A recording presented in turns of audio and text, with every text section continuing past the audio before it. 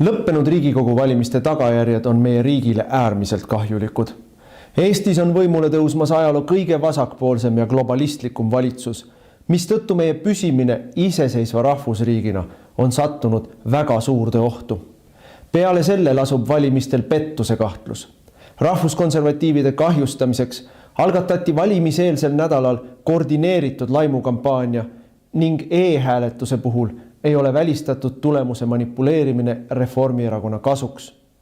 Kui ka sinule on vastuvõetamatu see, kuhu me ühiskonnana liigume, siis liitu Eesti Konservatiivse Rahvaerakonnaga.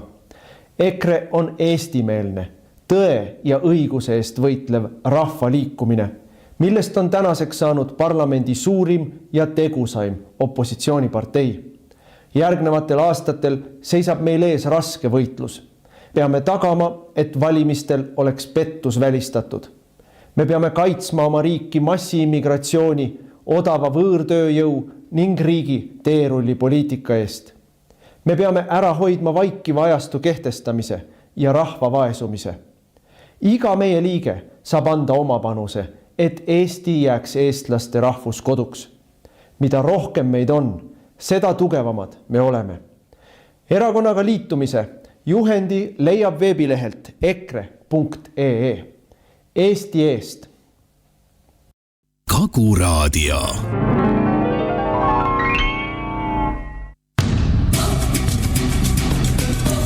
Toomas Pauri autorisaade. Tere, head YouTube'i kuulajad. Täna saabus kevad kell 11. Ja mis kõige tähtsam, see kestab päris pikalt ja läheb aina soojemaks. Öö läheb ainult lühemaks. Ja väga oluline on ka see, et ma nägin kuldnokka esimest korda sel aastal, kes otsis endale pesakohta, nagu meist paljud otsivad nii pesakohta kui uut tööd. Minu tänaseks vestluskaaslaseks on ettevõtja Vambola Kolbakov. Tere, Vambola! Tere! No, hakkame rääkima siis Eesti majanduse jaoks väga olulistest küsimust. Esiteks on Rail Baltica. 2007. aastal 3 Balti riiki otsustasid rajada Rail Balticu ja Euroopa raudtee pikvaisel laiusel, et sõita üle maailma. Ja mis kõige olulisem, tookord pidi Eesti jaoks maksma see 1,2 miljardit ja valmis pidi saama 2025. aastal. Nüüd ma ei tea, kuhu meid kutsutakse Vambola sind selle avamispäeval 2025. aastal. Kas Pärnu või Ikla, aga täna teda ei ole. Ja nüüd on siis uued pakkumised tehtud ja tuleb esimene trass, mida hakatakse ehitama, on Tallinn, Pärnu, Ikla 213 kilomeetrit, maksumusega 735 miljonit eurot. Aga ma tahaks soovitada meie tänastele valitsejatele, nagu on teinud Läti ja Leedu, kes ei ole selle asjaga tegelenud, vaid pannud ära kuskile väga kauaks seisma. Aga teiseks ma soovitan tellige üks korralik buss ja sõitke Leetu ja vaadake, millised on seal teed. Ja kui aega üle jääb, sõitke ka Poolasse. No mis sina, Vambola, arvad nendest eestlaste pingutustest, et Rail Baltic kas või ninast veri välja valmis ehitada, kuigi teda vaja ei ole mitte kellelgi? Tal on väga huvitav situatsioon. Ma isegi uurisin ajalugu. Tähendab, Rail Balticu üks põhilisi motivatsioone ja motivaatorid on see, et ta ühendab Eesti Euroopa raudteevõrgustikuga. Tähendab, seda korratakse nagu mantrat kogu aeg. Ühendab Euroopa raudteevõrgustikuga. Nüüd ma tegin natuke kodutööd ja uurisin välja, kas ikka ühendab või ühenda. Ja selgub, et see kõik on vale ja loba. Nimelt, Sankt-Peterburg, Varssavi raudtee läbi Riia valmis ja lasti käika 15. detsembril 1862. aastal. Ehk nivi-nabin varsti saab 143 aastat sellest ajast peale, kui see raudtee oli valmis. Nüüd 1877, see tähendab nüüd siis 148 aastat tagasi, siis, vabandust, eelmine, kui ma seal ma eksisin, see on siis 825, see on siis 167 aastat tagasi oli Varssavi-Peterburg raudtee ja 48 aastat tagasi valmis Tartu-Tallinn raudtee 1877. aastal. Ja kõige lõpuks siis ehitati valmis ka see jupp, mis Valga-Tartu vaheline jupp ja see valmis 1889, need Eesti oli ühendunud selle Kesk-Euroopa raudteevõrguga juba aastaks, juba 136 aastat tagasi. See vale, millest kuidagi pidi ei saada üle. Läbi Tartu rongid käisid ja käis regulaarrong Tallinn-Berliin. Kaasajal on lätlased püüdnud panna käima rongi, mis sõidaks Riiast Düsseldorfi. No häda oli selles, et rong see tegevus jäeti seisma, kui reisi jäeti olnud. Ja siin tähendab valitsused selgelt hämavad ja valetavad mingites huvides sellest, et see ühendab meid millegagi ja muudab midagi paremaks. Ei muuda mitte midagi, absoluutselt, mitte midagi ei muutu. Kusjuures kui keegi tahab mängida selle Euroopa raudtee laiuse peale, siis palun, teile näide. Sakslased ehitasid 1945. aastal Valga-Tallinna trassi Euroopa laiusele 23 päevaga. Pange teine rööbas kõrvale muku sõitke selle Euroopa rongidega, kas seal mõtet on jälle, see on omaette küsimus. Et no, selleks, et ehitada täiesti mõttetu raudtee 700 miljoni euro eest, peab olema ikka päris segane inimene. Ja nüüd poliitikast. Poliitikas on alati valikute küsimus. Reformierakond on valinud mõne tuhande inimese huvi. Esiteks need, kes elavad selle ehituse arvelt, kes rikastuvad riikide arvelt selle mõttetu ehituse kaudu ja võib-olla mõni tuhat inimest, kes sõidab sellega siis Tallinnast Pärnusse. Seepärast, et niikuinii lätlased kuni Iklani seda valmis ei ehita. Seda ei ole vaja isegi mõelda ja neid ei ole vaja isegi agiteerida, nad seda niikuinii kohe ei tee. Iklas on täpselt 5 majamaid ja sinna 5 inimest saaks nagu sõita iga päev. No võib-olla 1000 tükki sõidab Pärnust Tallinnasse, kui seda. Aga need on mõni tuhat inimest. Aga kaasaegne valitsus eirab sadade tuhandete inimeste tahet saada 2+2 ühendused Tallinnast Narva, Tallinnast Tartusse ja Tallinnast Pärnusse, mis on tunduvalt edulisemad ja sealt edasi juba Tallinn-Riia, millega lätlased on nõus ühinema, et ehitada Via Baltica 2+2 maanteeks. Vot see on siuke ühe suure varguse anatoomia. Ja paratamatult ühel või teise ajahetkel see jant selgub, kes selle taga seisis. Ja siis oleme kulutanud aega, raha, vahendeid, ajanud ühiskonna lõhki ja kõike seda sellepärast, et ära varastada mingit ühise kogus raha. Aga ütle, nüüd on välja tulnud ka, et see oli mõeldud ka siis sõjaväesseloonide ehk sellega sõjatehnika transportimiseks, aga oli ära unustatud mahalaadimisplatvormid, et raske tehnikat ei saa lihtsalt rongist välja lükata, selle peab olema platvorm, kus ta saab siis välja tulla. Sellest ei ole keegi enam midagi rääkinud, sellest ma kuulsin kuluaarides, aga palju neid platvorme peab olema ja on räägitud, et Esselon on kuskil 6000 vagunit, kas seal 1 korraga või 5 korraga, seda ma ei tea, aga seal on niimoodi kirjas, et mis sa sellest arvad? No, esiteks, seda sama sõjalist varustust ja sõja ja väge ja igasugused muid lahingtehnikat ja laskemoona võib vedada Valga kaudu, kes keegi keela ju. Seda Tartust, läbi Tartu, Tallinnas, Tapale, kuhu iganes. Veakuu süda lustib, meil on raudteevõrk täiesti olemas. Selleks pea eraldi sinna sohu raudteed ehitama. Seda esiteks. Teiseks, 6000 vagunit ei ole mingi rong. Rong on 60 vagunit. See tähendab 100 rongi.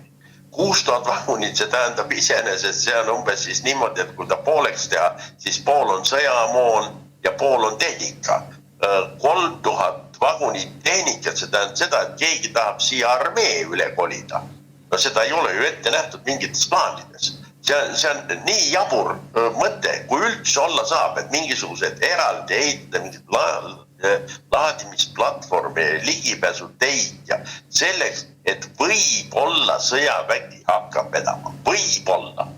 Selleks, et praegu see vägi saaks siia toodud, kui Kesk-Euroopas tahetakse keegi ümber pakuta mingisugust diviisi või 2 diviisi, tankidiviisi, siis selleks on vaja kohale tuua umbes, nibin-nabin umbes 600 tanki ja neid tingimata korraga ei saa tuua ja nende laadimisvõimsus on täiesti olemas nii Valga, Tartu, Tallinna suuna peal, kui hakata siit kokku lugema, siis esiteks Valgas, teiseks juba kohe samases Elvas, Paluperal, seal kus on raudtee, on mitmed raudteeselmed, sealt saab teda rahulikult kraanaga maha tõsta või siis ta sõidab omal jõul kuskile maha, see ei ole üldse mingi probleem. See Tartu, Tapa, kõik need punktid on ju olemas, keegi keela, vedage nii, et siniseks lähete, aga seda kurat ei ole kellelgi vaja, vabandust. Jah, et kellegi on uitmõtted või on neid mitu või isegi 10, kes mõtlevad, kuidas seda hetke, mis on antud selle projekti jaoks ära kasutada niimoodi, et enda näpult käevad rasvaseks. Aga lähme nüüd järgmise teemaga edasi. Ma tuleks jätkeks selle asja. Esiteks, pideva valmistumisega sõjaks me tegelikult nüristame ühiskonna teravdatud tähelepanu ühiskondlike protsesside suhtes ja pigem oleme vähem valmis selleks sõjaks. Seepärast ükskõik, mida sa pikalt ootad, millest pikalt valmistud. Kõik see ei käi nii, nagu sina oled seda planeerinud. Mitte kunagi.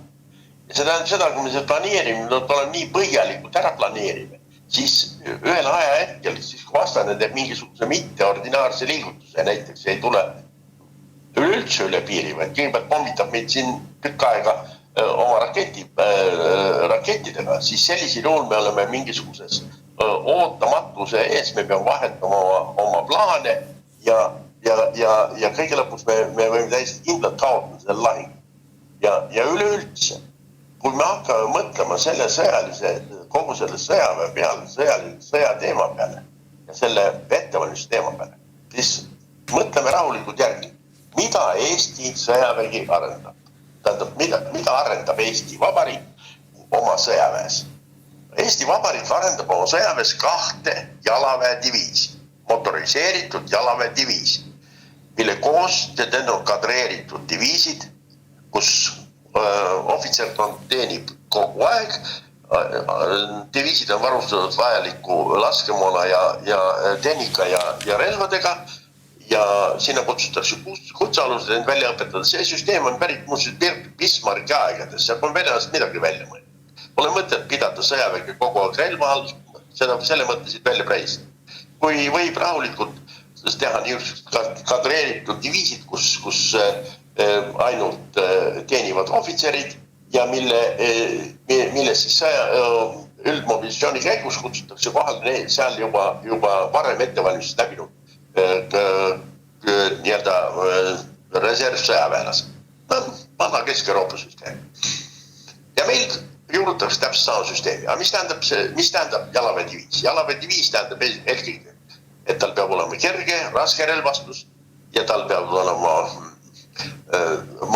liikumisvahendid, tal peab olema minimaalne õhutõrje võime, et ennast kaitsta ja tal peab olema eraldiseisev suurtükiüksus selles koosseisus. Võib-olla ka need samased mitmikraketi heitjad ja nii edasi. Aga kallid seltsimehed, ei ole võimalik aretada välja kosmosevägesid. Meil juba tahetakse muretseda kõik võimalikke võimeid. Need võimed käivad meile, tähendab, nendest võimetest rääkides, mul tuleb hirm peale. nad tahavad, varsti hakkavad nad muretsema ka ballistilisi rakette. Ega sealt asi eriti kaugel ei ole. Ja me oleme, ütleme, selles sõjahüsteerias oleme jõudnud niisuguse staadiumisse, kus me üldse absoluutselt midagi ei saa aru, mis meie ümber toimub, kes on meie liitlased ja kuidas me tegelikult peaksime selleks potentsiaalseks sõjaks valmistuma ja kas üleüldse seda sõjaohtu sellises mõttes, nagu meile teda ette maalitakse iga päev, iga minut, iga tund meedias, kas üldse teda eksisteerib või eksisteerib, ma ei tea ju. No jah, ma küsin, et Trump, USA president ja Venemaa president on siis kokku leppinud Putin, et katsume sõja ära lõpetada Ukrainas. Selle asemel, et aidata kaasa sellele protsessile, on Euroopa Liidus läinud lahti hüsteeria, millest sa just rääkisid. Ja ma küsingi, et kust võttis Taani peaminister, mul ei tulnud ta nimi meelde, kas ta oli Putiniga, Fredriksen, jah, kas ta oli Putiniga ühes hommiku kohvilauas või õhtulauas snitlit söömas, et ta teab täpselt, et 6 kuu pärast ja või siis 2 aasta pärast tungib Venemaa Baltikumile kallale. Esiteks 6 kuud ja 2 aastat on väga pikk aeg ja ajavahe. Kas 6 kuud või 2 aastat, see on ikka väga pikk periood. Teiseks on vaja vaadata nii-öelda seda sõjalist raatsiot, milleks seda vaja on. Võib-olla tungib, võib-olla ei tungi, keegi ju ei tea seda. Ja Mette Fredriksen ka ei tea. Aga mind häirib palju rohkem see, et Euroopa ütleb nüüd, et tegelikult me saame hakkama ka ilma USA-ta. Ja meie siis nii-öelda selle võime tagab, selles hakkama saamise tagab see, et riigid investeerivad 800 miljardit kaitsevõimesse ja hakkavad siis ilma USA-ta ennast kaitsma. Tähendab, Euroopa on valinud väga ohtliku tee. Euroopa täna tahab teha uut väikest NATO-t, aga ilma USA-ta. Kui arvestada seda, et 90% NATO tänasest võitlusvõimest on USA-s võitlusvõime, siis on raske oletada, et sellest 10% midagi välja tuleb. Ma eile spetsiaalselt vaatasin arve, mis on seotud, milles võrreldi Euroopa 27 riigi käsutus olevat ühendväge ja Venemaa sõjalist võimsust ja ma võin öelda, et täiesti kindlalt on sõjalist võimsust enam võrdsed. Ja seal ei ole kõige vähematki prioriteeti Euroopal välja arvatud ühes osas. Euroopas on 502 tuumalõhkepead ja venelastel on 6600. Nii et siin on see asi ületab igasuguse poliitilise, tähendab igasuguse inimliku mõtte. Tänase päeva seisuga see niisugune, ütleme, papist kirvega vehkimine. Mette Fredriksen, kelle käsutus ei ole praktiliselt mitte mingisugust väge, Taani sõjavägi ei kõlba sõdima, siis need võtavad sõna ja ütlevad, jah, sõdima. Need on siuksed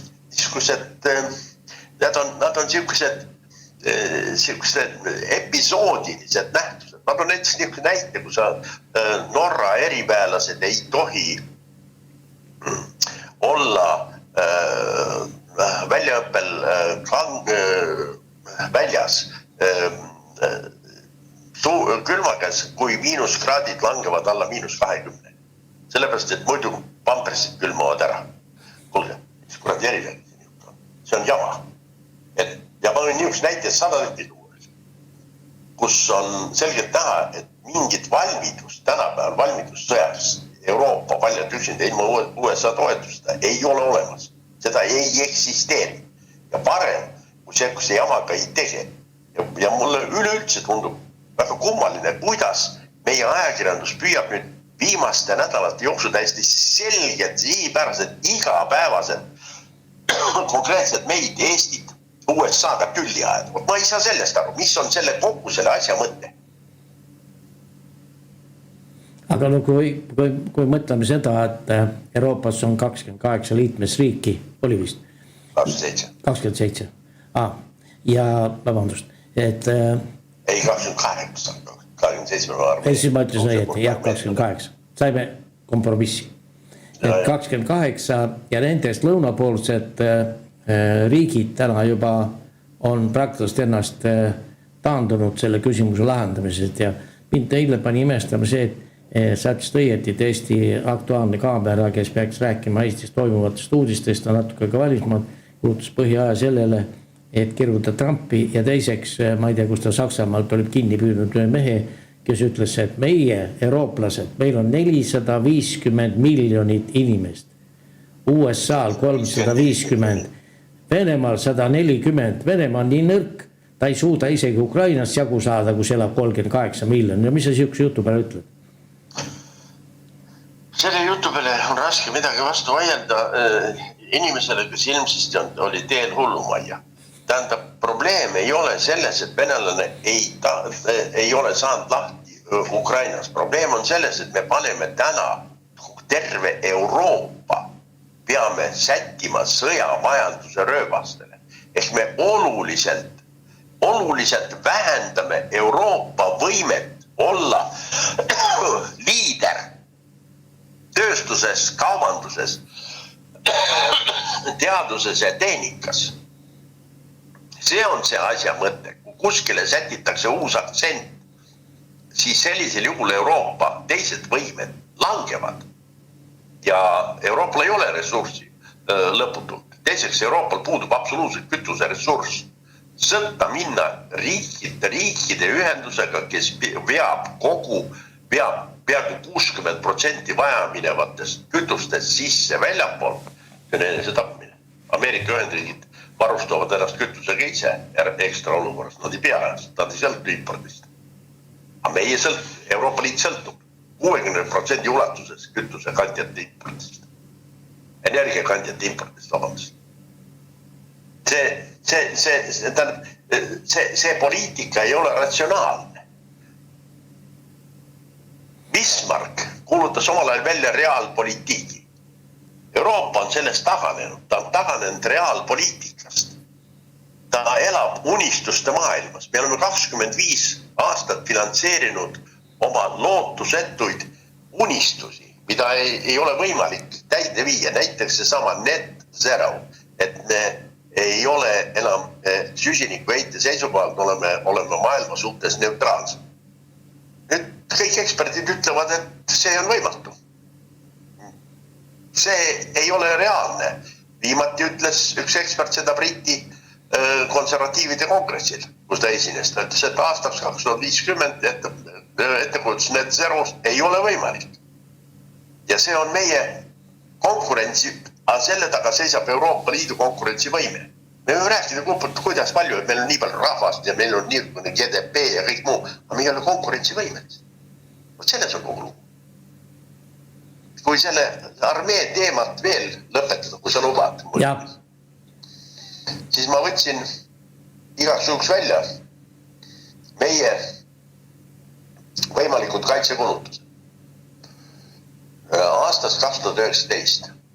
See tähendab seda, et seda on muidugi raske teha, neid numbreid ei ole võimalik üldse leida ja eestikeelses kirjanduses on väga raske selgeks teha, milline on Eesti sisemajanduse kogu produkt, sealt antakse igasugust muid numbreid välja selle, aga ingliskeelses inforuumist ma sain teada, et viimase, ütleme siis 6 aastast 2019–2023 sisemajanduse kogu produkt on kokku olnud 223,43 miljardit dollarit. Kusjuures Eesti sisemajanduse kogu produkt on selle aja jooksul aastast 2019–2024 kasvanud 25% võrra veera. Ma ei tea, kuidas see statistika niimoodi kõike seda näitab, aga numbrid, mida annab ÜRO statistika, ütlevad, et meil on sisemajanduse kogu produkt Eestis kasvanud 31,9 miljardilt dollarilt kuni 42,8 miljardi dollarit, 25%. Samal ajal inimesed elavad viletsamalt, kui see nii oleks, siis meil oleks lust ja lillepidu. Ainult naeraksime siin. Nüüd ma võtsin siis aluseks selle oma nii-öelda need ajakirjanduse andmed ja arvutasin, et kui kogu sellest värgist, sisemajanduse koguproduktist viimase 6 aasta jooksul oleks kulutatud riigikaitsele 2%, siis oleks see number olnud 4,13 miljardit eurot. 4,13 miljardit eurot. Kui 2,5, pigem on see 2,5, siis 5,16 miljardit eurot. Ehk eelmise 6 aasta jooksul on kulutatud riigikaitsele 5,16 miljardit eurot. Ja nüüd, kui lugeda seda retoorikat, mis tuleb kaitseministeeriumist, siis jääb mulle niisugune mulje, et sõjavägi elab meil bulltonnides, toituvad nad nendest parem ennet jääkidest, mille nad saavad siis supermarketitest ja nad on relvastatud ragulkat. Seda mulle jääb niisugune mulje selle retoorika järgi, et midagi ei ole. Kuigi kaitsekulutused viimase 6 aasta jooksul on olnud pealt 5 miljardi euro ja meie kaitsevägi on need, kes seal seda nii-öelda koha peal on, pluss kutsealused, 4000 pluss kutsealused, need peaks olema mingi 1500, 5500 inimesed kokku. Ja nende peal on kulutatud iga aasta 800 miljonit eurot ja mitte midagi ei ole, absoluutselt mitte midagi ei ole. Nüüd tuleb hakata kokku ostma moona, igasugused võimeid, tee raadio lahti või sa kuulad. Mis võimeid kõik on vaja kokku osta, mitte midagi ei ole. Asi läheb hullemaks, kui me kavatseme järgmise 5 aasta jooksul kulutada 5% kogu sisemaisest kogutoodangust ja eeldame, et meie sisemaine kogutoodang jääb samale tasemele 2024, siis me kulutame armee peale, mis koosneb 4,5 ütleme 5,5 inimesest, kulutame ligemale 10 miljardit eurot veel. Aga mul jääb suu ka lahti. Mis me teeme sellega? Mis me selle tulemusena saame? Mingi julgeoleku, ma selles kahtlen. Võt siin on näha, kuidas ja kui palju elab selle sõja arvelt Eestis inimesi ja milline on nende lihtsalt hüsteeriline reaktsioon sellele, kui keegi püüab leivakotti ära võtta, sõda ära lõpetada. Ma mõtlen seda, et kui Eesti tahab 5% kaitsekulutust raha kulutada, siis Hispaania peaminister ütles, et nad katsuvad 2. Et miks Hispaania, ma ei tea, ta vist 80 miljonit või? Palju see on? 40, vaimavalt. 42. Et miks nemad üritavad 2%, kuigi neile oleks võib-olla rohkem vaja. Ja meie, kes me oleme 1,3 miljonit, siin kuskil pisi riigike, tahame 5%. Keegi ei ole meile siukest korraldust andnud, keegi ei ole meid sinna suunanud, aga miks me seda nii pingselt tahame teha? Sa küll natuke enne juba rääkisid, aga mis on see, vanasti öeldi ülevalt kästi, täna ega see ei taevaisa ega kuskilt ka Ameerikast keegi, et kuule te peate 5% täis saada. Aga lihtsalt inimesed elavad sellest. See on inimeste elu. Sõjariistade tootmine on väga kasulik. Sa ütled inimesed laia mõistega, milliste inimesed, kes sellega tegelevad? Ministeeriumi ümber tiirlevad inimesed, neid peab mõni toetama seal. Nende elukene on tänapäeval suhteliselt hea. Täpselt seda, nii-öelda see kõige suurem jama on selles, et Kaitseministeerium on sisuliselt kontrolli alt väljas. Ega teda keegi kontrollida ei saa, sa oled ise olnud riigikaitsekomisjoni. Olid, 3 aastat. Kas te saite kontrollida seda või? Ei. No, siis see tähendab seda, et nad teevad täpselt seda, mida tahavad. Küsimus ei ole selles, kas me peame kaitsevõimet tõstma või ei pea. Sellele vastus on jah, ei ole mingit probleemi. Aga teine küsimus, kas me peame selle kaitsevõime tõstmisel arvestama 2 asja. Esiteks, et see oleks efektiivne ja see tõesti tagaks meile vajaliku kaitse. Ja teiseks, et see ei suretaks välja meie riigi majandust. See on ka suhteliselt, tähendab mitte suhteliselt, vaid see on absoluutselt tähtis asi, et ta ei suretaks välja lõplikult meie riigi majandust. Me küll võime hoobelda sellega, et meie meie sisemaine koguprodukt on kasvanud viimasel 6 aastal 25%, selle peale inimesed naerma. Nad ütlevad, see on jama. Ei ole seda midagi siin kasvanud. Ma ei näe ühtegi uut suurt töökoha allikat. Ma ei näe mitte midagi taolist, mis oleks tehtud midagi väga suurt, mis oleks seda sisemaist kogutoodangut kaasa aidanud. See on lihtsalt raamatupidamislik arvestus, mis arvestab sellega, et hinnad on tõusnud meil ka täpselt 25% ja ongi kogu see peegeldab meie nii-öelda sisemaises kogutoodang. See on eraldi teema. Nüüd, esimesel puhul me arendame välja, nagu ma ütlesin, 2 jalaväediviisi. Me peamegi nende arendamiseks mõeldud asjad täpselt läbi kaaluma ja kaalutletult ostma. Neid muuseas oli võimalik, et neid osta oli võimalik ammu juba teha. Aga midagi pärast ei olnud tehtud. Sellepärast, et raha selleks oli piisavalt olemas. Teiseks probleem sellest, kas me peame nüüd äärmiselt kiiresti need ära tellimas täpselt selle piigi peal, kus praegu kõik on justkui nagu hoo sisse saanud ja kõik jooksevad nüüd üksteise võidu sõjatehaste juurde, eelkõige Lockheed Martin ja teised USA korporatsioonid, kes praegu on nagu või sees. Või me peaksime siiski järgi mõtlema, mida, mis ajal ja kuidas me ostame, sest me ei ole rikas riik, me oleme vaene riik. Me peame mõtlema selle peale, mis meil saab ka pärast seda, kui me kõik selle programmi oleme ellu viinud. Ja kolmandaks, see on täiesti surnud programm, need relvad jäävad seisma lattu ja kui juhul ei sünni see, ei lähe käima see idee, et venelane meie kallale tuleb, siis see on lihtsalt kulu ühiskonnale, mille ühiskond on kandnud ja sisuliselt ta seisab laos. Meil on näiteks tänapäeval seisab laos 180 000 käsirelva.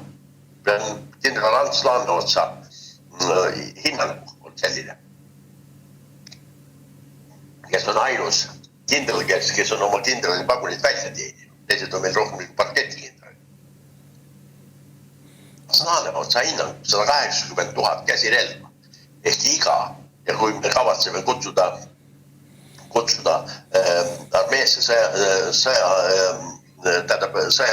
üldmobilisatsiooni käigus, me kavatseme esimeses aines kutsuda 16 000 inimest sõjaväkke, 180 000, siis me teame, mis meil on siis 12 käsirelva igale sõdurile andale.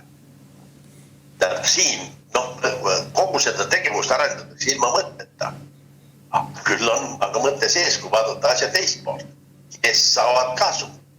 Aga kasu saavad need inimesed, kes täna massiliselt tiirlevad ümber Kaitseministeerium, kus ma rõhutan veel kontrollimatu Kaitseministeerium. Ükskõik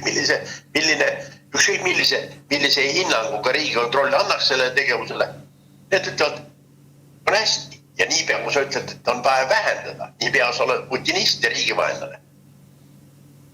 Ja see täiesti opakas idee tuua Kesk-Euroopas 6000 vagunitäit lahinguvarustust ja laskemoona. See on segane idee, seal ei olegi võib-olla nii palju. Liiguvad meil niisugust plaanid.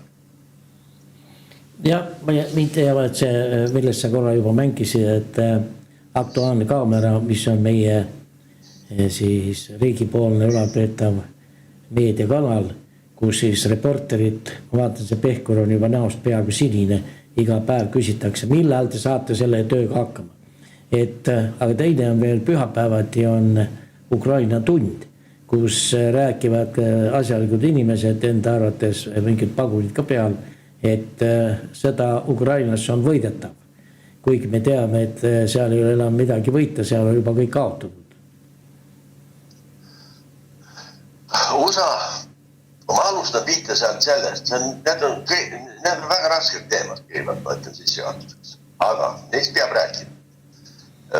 Ma alustan pihta sellest, et kõigepealt USA on meie kõige tähtsam ja kõige olulisem strateegiline liitlane. USA on viimase 5 aasta jooksul läbi USAID andnud meile toetuseks $340 miljonit raha. Oota, ütle uuesti hästi rahulikult. 340 miljonit raha. 5 aasta jooksul? Jah. mis on üle kantud põhiliselt Kaitseministeeriumi arvele. Seda võib igaüks ise vaadata saidilt, mis kannab nimetust USAID by country. Aga see pandi kinni? Ei, seda osa ei suleta, suletakse seal muid osad. Tähendab seda, et USA toetab oma vägede liik, maksab kinni oma vägede asumise siin meie territoorium. See jutt, et meie maksame kinni, see ei vasta tõele. USA ise maksab. Lisaks on USA toetus mitte ainult üksin sümboolselt, vaid ka eluliselt tähtis meile, et üleüldse venelane teaks ja tunnetaks, kes võib teda reaalselt, ma rõhutan selgelt veel, reaalselt ohustada. Ja see on USA sõjaväe, mitte keegi teine. Mitte mingid Euroopa ühendatud jõud ei ole suhteliselt toime tulemas üles on täidnud seda. See on päris selge, et Prantsusmaa läks pommitama Liibüat. Teisel päeval said pommid otsa ja kutsuti USA vägi appi, kes lõpetas selle pommitamise. Teisel päeval said pommid otsa. Ei ole, tähendab, väga palju on juttu, aga väga vähe on tegusid. Nüüd, kogu selle asja valguses meie peavoolumeedia ja kõik infokanalid lihtsalt, ütleme, öeldes sõimavad Trumpi. Igal võimalikul juhtumil käsitletakse halvustavalt meie põhilise liitlase presidendi tegevust. Astrid Kannel näiteks konkreetselt on inimene, kes lihtsalt ei saa mitte ühtegi saadet teha sedapidi, et ta ei ütleks Trumpi kohta halvasti. No lihtsalt ei saa. Ja me ütleme, et see on kõik normaalne. Mitte keegi, see ei vastu, mis kõik itsitavad pihku ja ütlevad, et see on normaalne. Ma rõhutan veel kord. See on meie kõige tähtsam liitlane. See on liitlane, kes meid hädast välja aitab, kui väga vaja on. Ja selline on siis meie üldine meedia suhtumine ja ühiskonna ladviku suhtumine meie põhilisse liitlases.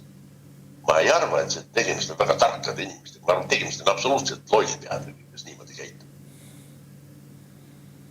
Ja nad on pealegi uhked ka oma tegevust.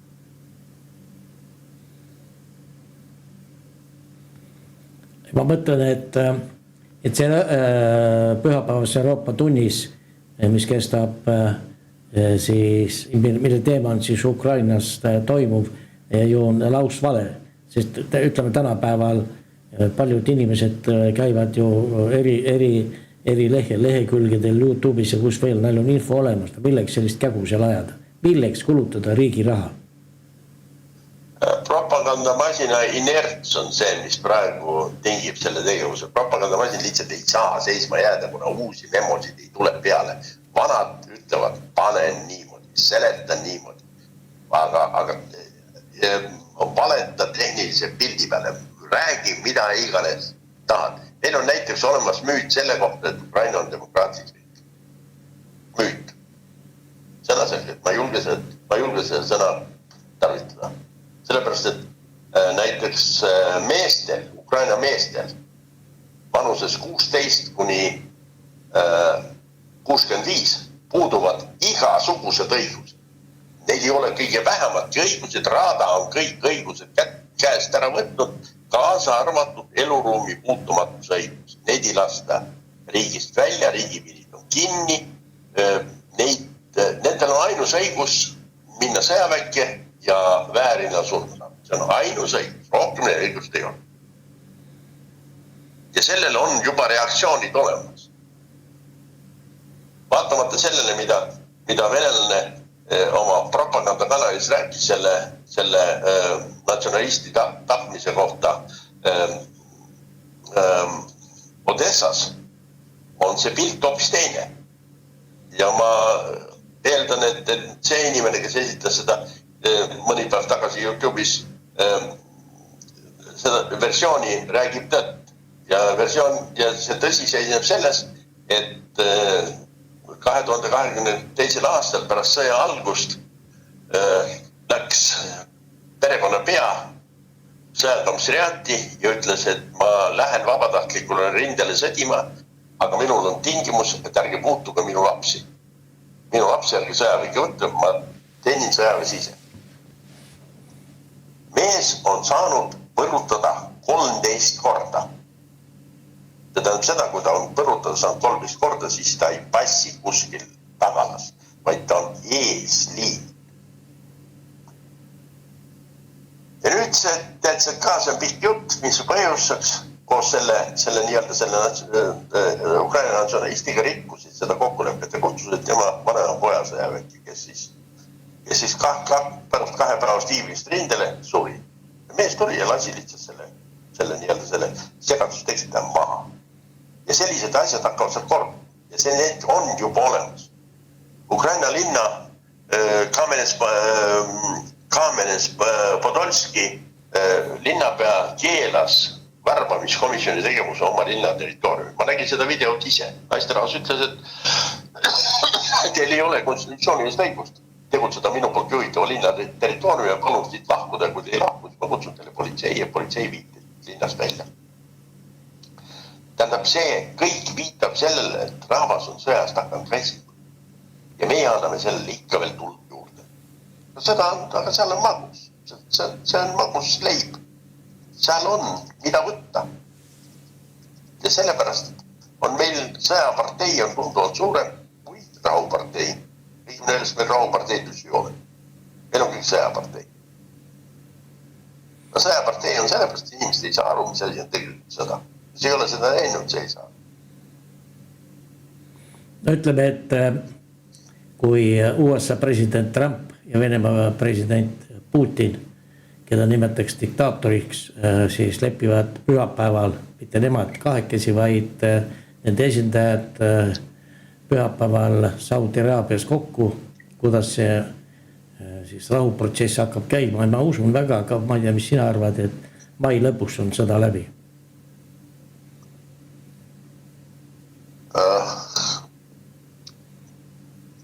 Muidugi ilma Ukrainata seda ei ole võimalik lõpetada. Esiteks, kui seal tehakse natuke viga sellega, et seda võitakse nüüd võitakse viia läbi ilma Ukrainata, arvestades Ukraina kensakate vastuseisva positsiooni praeguses situatsioonis. Aga see, et seda on kaotud, oli selge juba mõni aasta tagasi, et ressursside võrdluse alusel ei ole võimalik seda võita. Ressursid on liiga erinevad. Ukraina on Euroopa kõige vaesem riik ja meil ei ole me ei saa sellest faktist ümber ei üle. Ja me ei jõua, Euroopa Liit ei jõua seda sõda kinni maksta, kui ta peaks üksinda sõdima. Ja sellepärast USA kaitseminister, praegune riigisekretär Marco Rubio nimetas seda proxy sõjaks, mis toimub USA ja Ameerika ja Venemaa vahel. Kas see on õige või mitte, see on minu hinnata, ma ei ole poliitik. Ja ma ei ole isegi mitte, mul puudub isegi kogemus, välispoliitiline kogemus selle hindamiseks. Aga ma arvan, et ta ei ole tõesti kaugel. Seda esiteks. Teiseks, ükskõik milline sõda, millisel sõjal on algus ja lõpp. Ja see sõda tuleb ära lõpetada. Halb rahu võib teinekord olla palju parem kui hea sõda. Sest selles sõjas on liiga palju inimesi hukka saanud. Mõlema poole peal. Seal mõlema poole peal nädalaks hukkub 2000 inimest. Mõlema poole peal. See on noored. See on genofond. Venelastel on riik suurem, võib-olla elavad nendel on ka raske. Võib-olla elavad selle kergemalt üle, aga Ukraina jaoks see on äärmiselt raske kaotus. Ehk see on valikute küsimus. Jällegi see rahu ja sõja probleem on alati valikute. Aga see, mis mind kõige rohkem selle asja juures häirib, et teil on ainult sõjapartei. Ja selle taga traagel niidid paistavad, kus inimesed tahavad sõdida ainult selle pärast, et see neile on majanduslikult kasu. Vot see ei mahu mulle kuidagi pidi pähe. Tappa inimesi selle pärast, et see on meile majanduslikult kasu. Aga tuleb nüüd Eesti Vabariigi valitsuse tegemiste juures, valitsus praegust paneb püsti siis seda koostöölepingud. No mul on niisugune tunne, et Reformierakond teeb iseendaga, sest Eesti 200 on kloon. Ta on tekkinud, nagu sinagi tead, siis e-valimise tulemusena, et ta on kloonitud ja nad küll seal näitelaval tõmblevad, läheb sinna tagaruumi, istub vaikselt, võib-olla ei istugi, kükitab.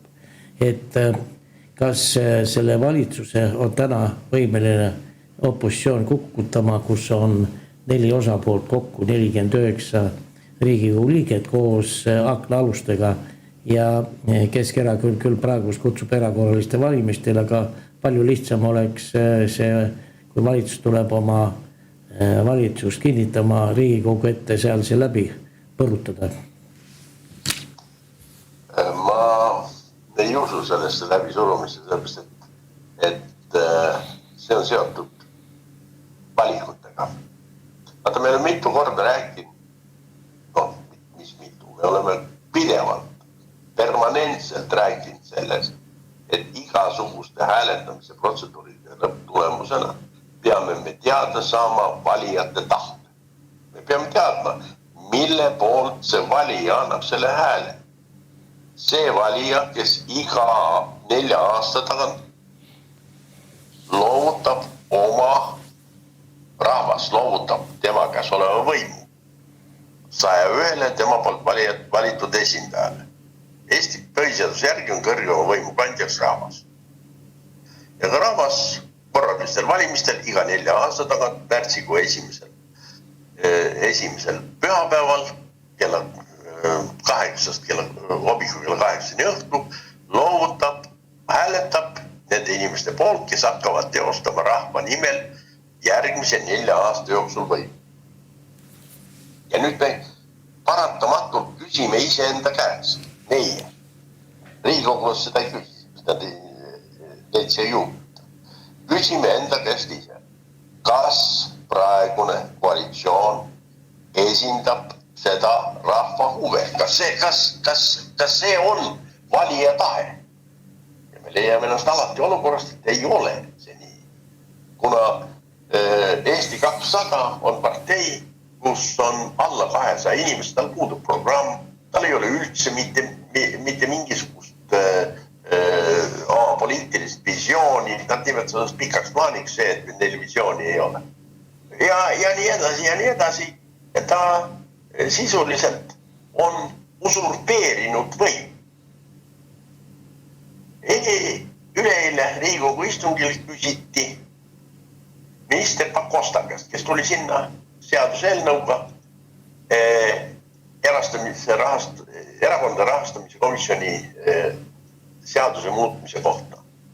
Ja ma ei mäleta kes, üks EKRE inimene küsis tema käest, et aga kuidas te kommenteerite, kuidas see paremaks läheb?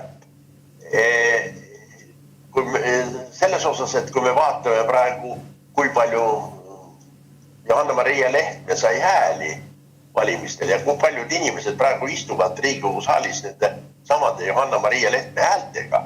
Ja pärast selgus, et Johanna-Maria Lehtme on lihtsalt suri, kes suritses Slava Ukraini kaudu antava abi osas. Ja need inimesed on täna Riigikogus. Selle peale Pakosta oli vaid, ta ei oska midagi selle kohta öelda, tal ei olegi midagi selle kohta öelda. See on karjuv ebaõiglus. Ja nüüd me jõuame sama positsiooni juurde. Sa tahad, et need inimesed, kes ebaseaduslikult sinna on kuidagi ennast smoogerdanud, sinna parlamenti, ise annaksid oma võimu käest ära, sa tahad liiga palju. Nad ei tee seda, miks nad peaksid tegema. Normaalsest riigist nad läheksid kinni selle eest.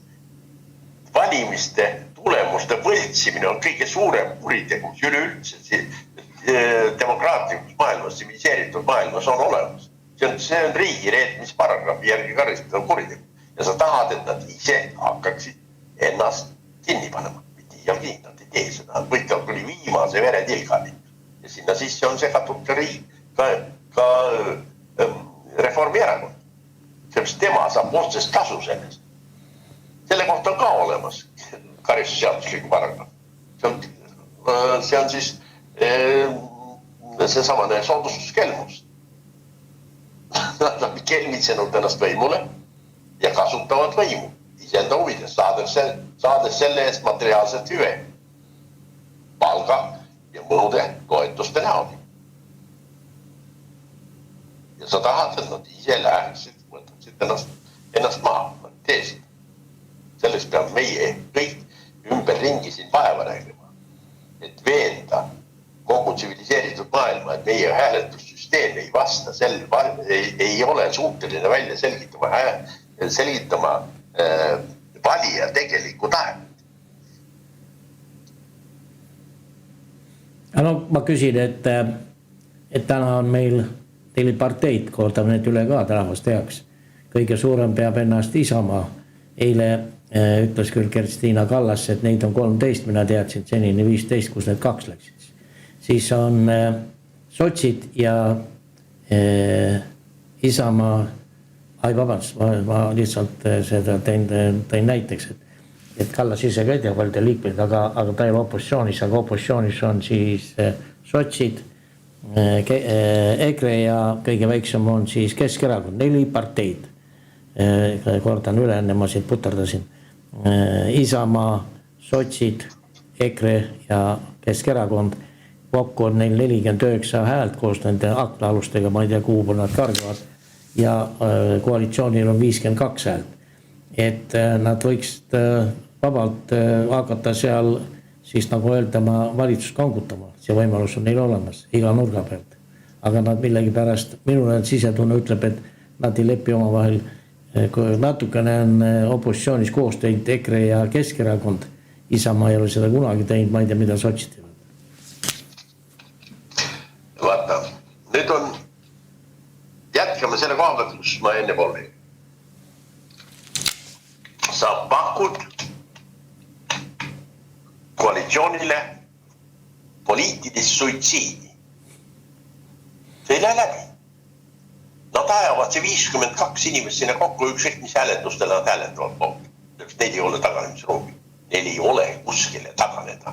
Nad on valimisi selgelt, ütleme pehmelt. Nad on muutnud reaalset valimistulemust. See on loogiline. Selline ülekaal ja selline häälte arv partei puhul, kellel ma mõtlen siinkohal, pean silmas Eesti 200, kellel on siis meil alla 1000 liikme, kellel ei ole mitte mingisugust programmi, ta pole üldse mitte mingisugust suundumust, ta ei tea, mida tal on vaja teha, tal puudub nii konkreetne valija ja lisaks sellele ka tänane reiting annab talle väga selge hinnangu. Minu see viimane reiting oli mingi 2,6%, alla igasuguse nii-öelda selle samase loomulik alla valimiskünnise. Muuseas, Kanada peaminister Trudeau astus tagasi, kus tal reiting oli tunduvalt kõrgem kui Eesti 200. Sellepärast just madala reitingut, et astus tagasi. See parteile sa soovitad, et nad ise läheksid, hääletaksid selle poolt, et tuleksid erakorralised valimised, kus nad lisataksid suure rõõmuga igalt poolt välja. Nad kaotavad absoluutselt kõik partei liikmeskonna kohad, ka absoluutselt kõik kaotavad. Nad ei saa mitte iialgi enam parlamenti, mitte kunagi. Ja sa ütled, et nad peaksid tegema koostööd. Opositsioon võib koostööd teha ka siis siniseks minekuni välja. Ta ei saa üle 49 hääle, kui sedagi. Seal istuvad ka mingisugused, ütleme, veteran poliitikud, härra Eesmaa ja härra Kersti Sarapuu. Aga võib-olla neil ei olegi tahtmist nii väga kellegi poolt enam hääletada. Nad lihtsalt viimast korda on parlamendis ja nad ei olegi väga poliitilist aktiivselt enam, kui nad võiksid siis parlamendist ära minna. Seal seisavad mitmed takistused selle hääletamise teel. Aga põhiline on see, et meil on tekkinud mingi optimism, et koalitsioon tees koostööd või vabandust, mina jälle siin ka seekord natuke ma siin mitte päris adekvaatselt ei esinud. Tähendab, et opositsioon tehes koostööd on suuteline ilma veenma koalitsiooni sooritamaks poliitilist enesetappu. Ma ei usu sellesse varianti, mitte üks laas. No ütleme, et jah, ma isegi sinuga siin mõtlen natukene, et kui sa nimetasid siin kahte inimest endist keskerakondlasi enne Eesmäed ja Kersti Sarapuud, et pärast, kui on valimised läbi, selgub, et sellel koalitsioonil on hoopis 56 häält.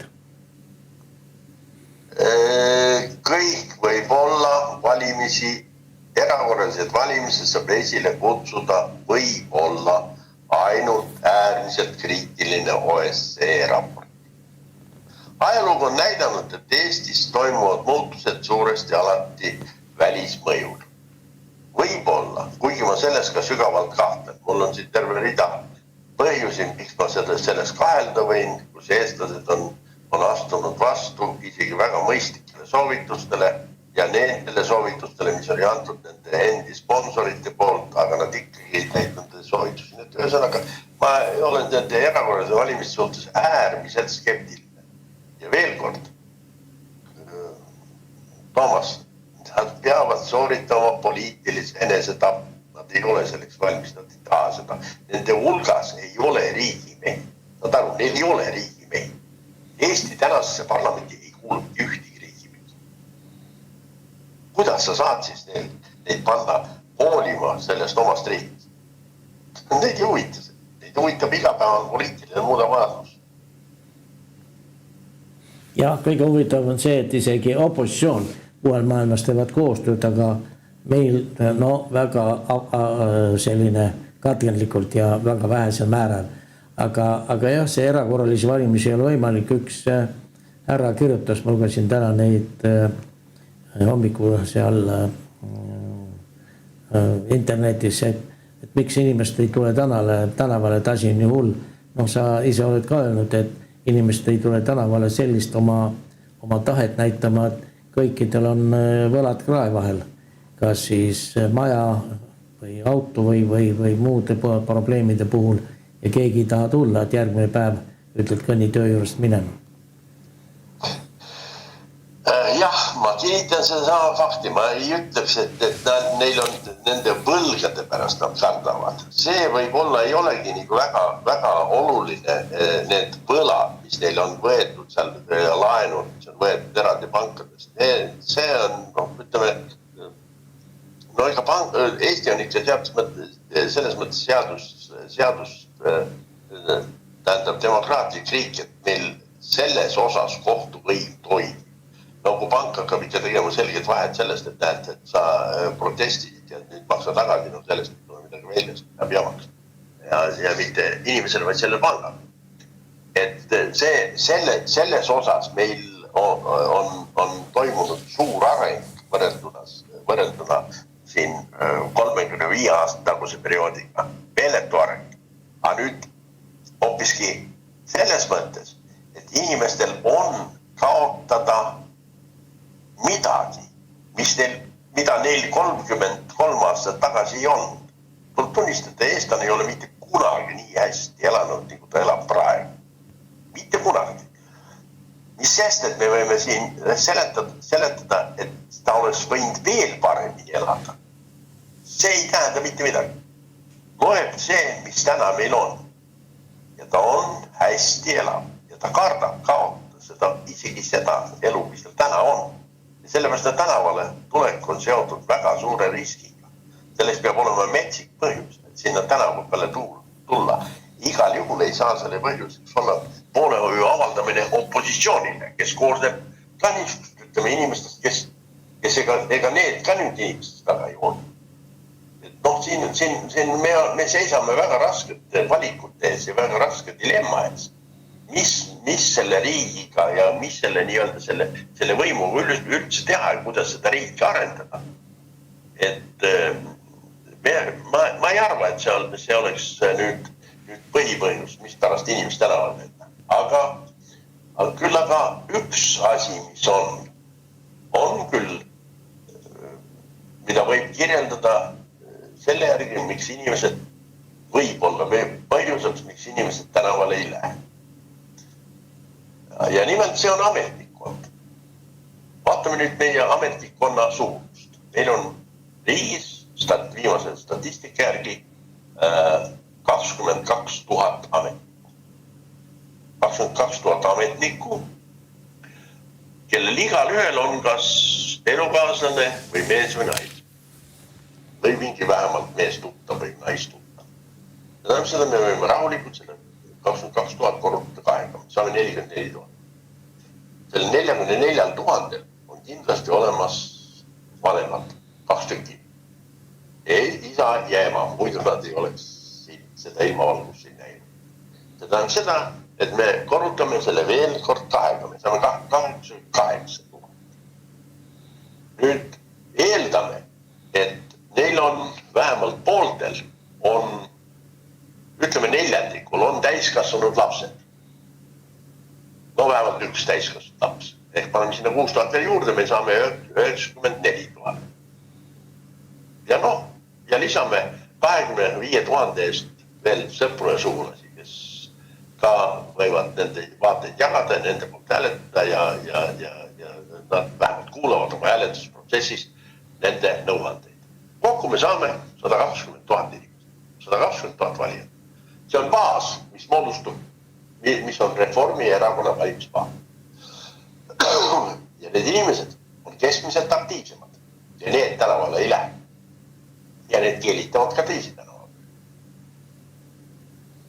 Ja öeldes, et see tänavale midagi ei ole mitte midagi mõttes tegevus ja nii edasi ja nii edasi. Ja siin võt selline, see asjaolu on võib-olla palju tähtsam kui võlad ja võimalikud pahandused pankade või kellegi muu.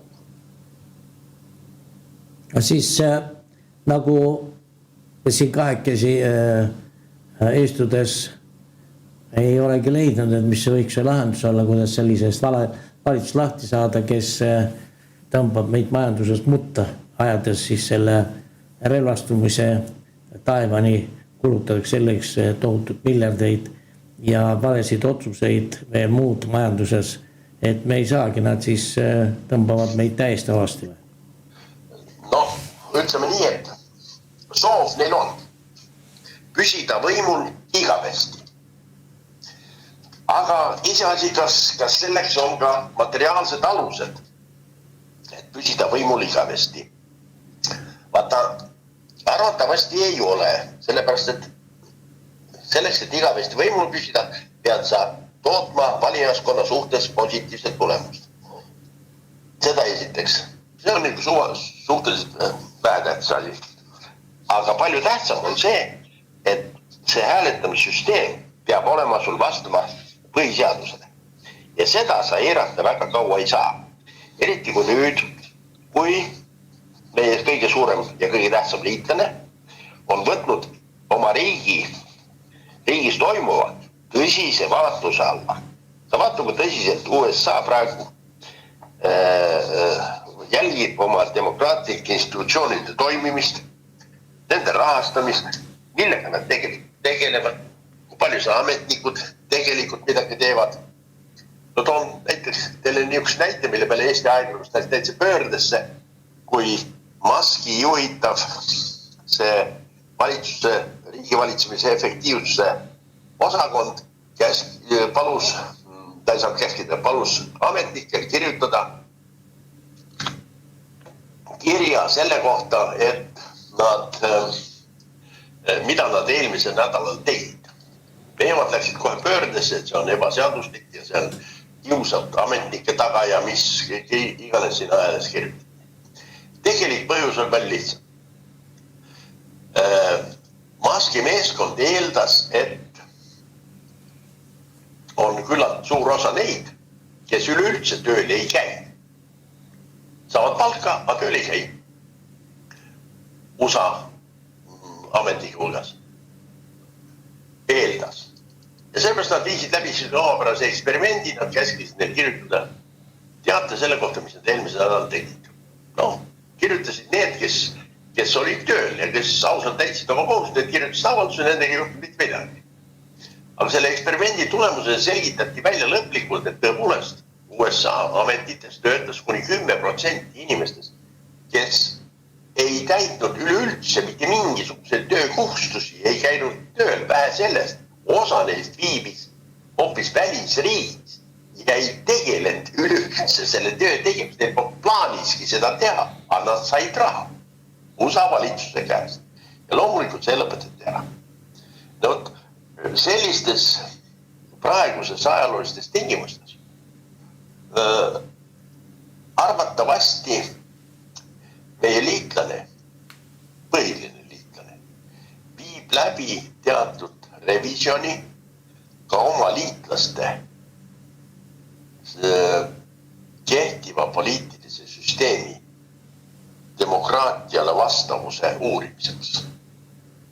Arvatavasti. Ma olen selles peale kindel. Ja siis selgub, et meie poolt rakendatud hääletussüsteem ei ole vastuses meie põhiseadusega, millest me räägime 3 aastat. Ja pärast seda loomulikult meile tehakse, me keegi ei saa käskida suveräänsed riigid teha ühte või teist. Suverään riik võib teha endaga, mis tahab. Seda on seda, aga antakse väga selgelt mõista, et see ei ole hea. Ja siis on meie otsus, kas me sülitame sellele, mis meie põhiline liitlane ütleb, või me võtame selle arvesse ja lõpetame selle nii-öelda tralli ümber nende e-valimiste, mis pääsenud mitte ainult põhiseadus vastatavalt toimunud, üleüldse ilma igasuguse seaduseta. 2023. aasta valimised toimusid seaduseta, valimisseaduseta toimusid valimiskomisjoni määruste ja otsuste alusel. Nüüd on vastu võetud mingi seadus eelmine aasta kevade, aga no see ei ole ka mingi seadus, see on ka mingi jama, surrogaat. Ja kasti juures toimuvatel valimistel selgitame lõpuks ometi välja valija tegeliku tahte. Moodustame valitsuse, kes hakkab siis meid sellest sõnniku hunnikust vaikselt välja tõmbama. Meil ei ole teist teed. Aga kannatus. No peabki olema kannatlikult ja me ei tea, millal see juhtub, aga vähemalt on lootus, et meie suur liitlane hoiab ka meil silma peal, et me väga oma asjadega upakile ei lähe. See oli Toomas Pauri autorisaade ja minu saatekülaliseks oli ettevõtja Vabola Kolpakov. Aitäh teile, head YouTube'i kuulajad, järgmise korrani. Toomas Pauri autorisaade. Kagu Raadio.